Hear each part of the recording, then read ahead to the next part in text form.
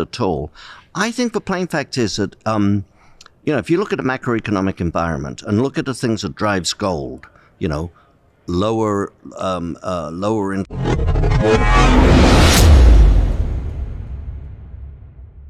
The big picture of the economy isn't why they're buying gold in the first place, so it makes sense that gold is going up to new highs and we're still not seeing a huge number of people moving into gold stocks. The big picture of the economy is important in determining how buyers see gold. Low rates of interest, negative real rates of interest, a lot of inflation, a dollar getting weaker, and the economy slows down usually push prices up, but Adrian points out that these conditions aren't present right now.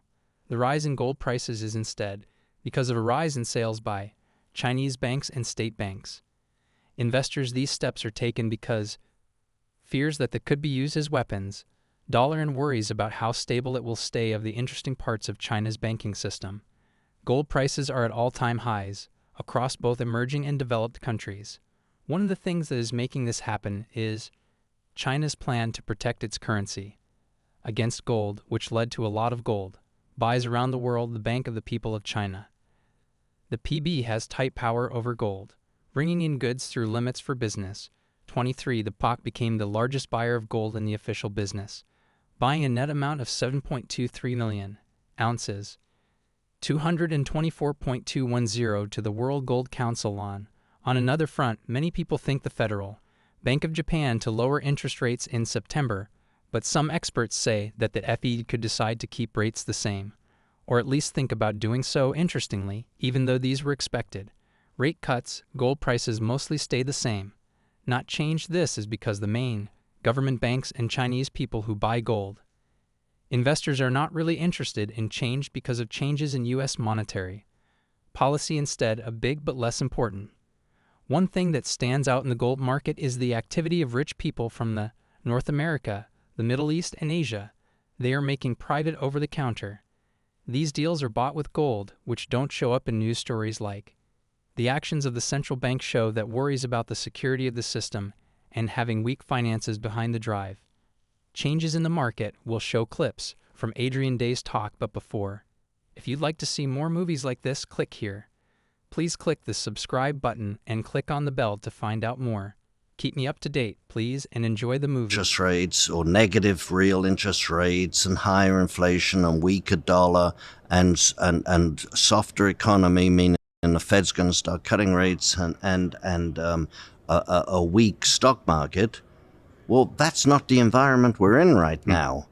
You and I, or I'll speak for myself, I may say things aren't quite as strong as they appear, and we may look ahead and say they're going to get worse. But the plain fact is, if you look at the macroeconomic environment right now, it is a negative environment for gold.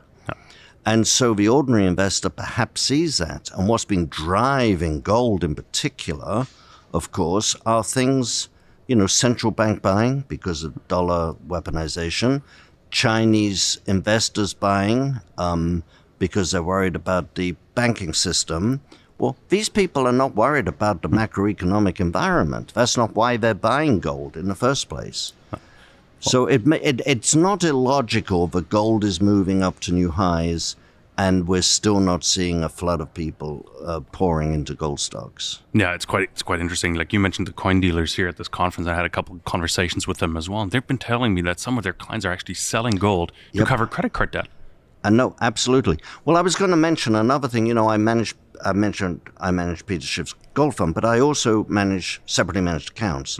So with separately managed accounts, you get, you get a very good sense of what's happening.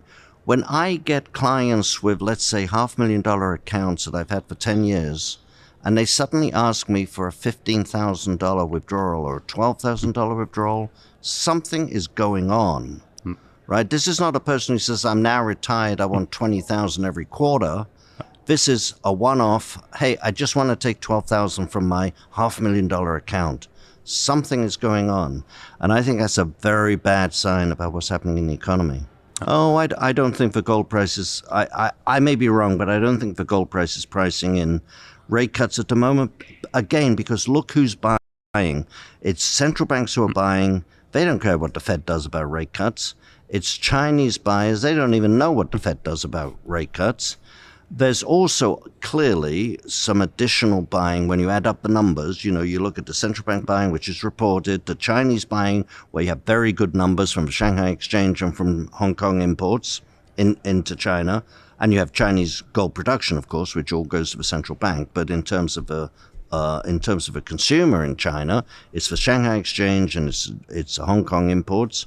You look at those numbers, and then you look at the ETFs, and you look at I think, are a few discerning, intelligent, but wealthy, a few wealthy individuals and families in the Middle East, in Asia, and also in North America, but a few wealthy individuals who are buying gold over the counter.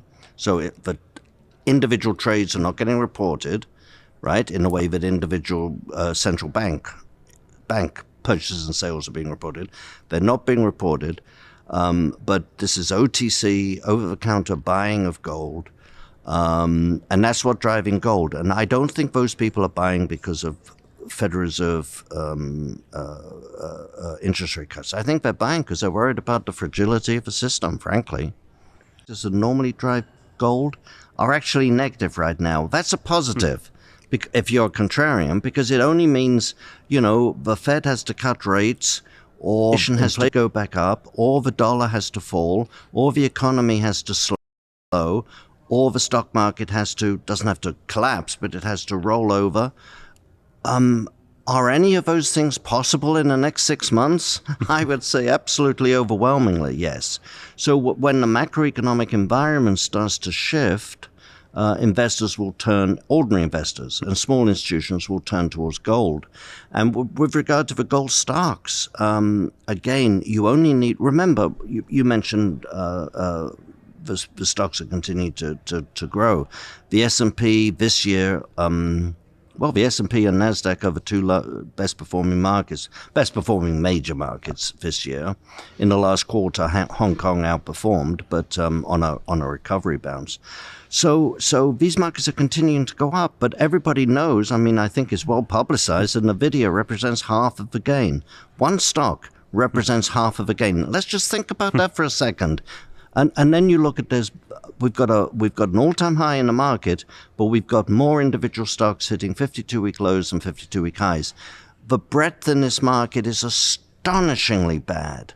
And when you see that is typically the precursor of a market that's going to fall. I read something, and I'm not 100% sure, so I won't say it, and I apologize for not attributing it to somebody else. But he looked at all the different indicators of the market, and his conclusion was, I am not stating that the market is going to go down a lot in the near term, but this is what a market peak looks like. If this is what a market peak looks like. And I think we're at that point. You look at the gold stocks, they are selling at very close. Since you look at Agnico Eagle, which is the third largest gold mining company in the world, and there's no particular hairs on it, meaning there's no particular reason anyone can point at Agnico and say, oh, well, that's why that's cheap, because they're in Pakistan or something.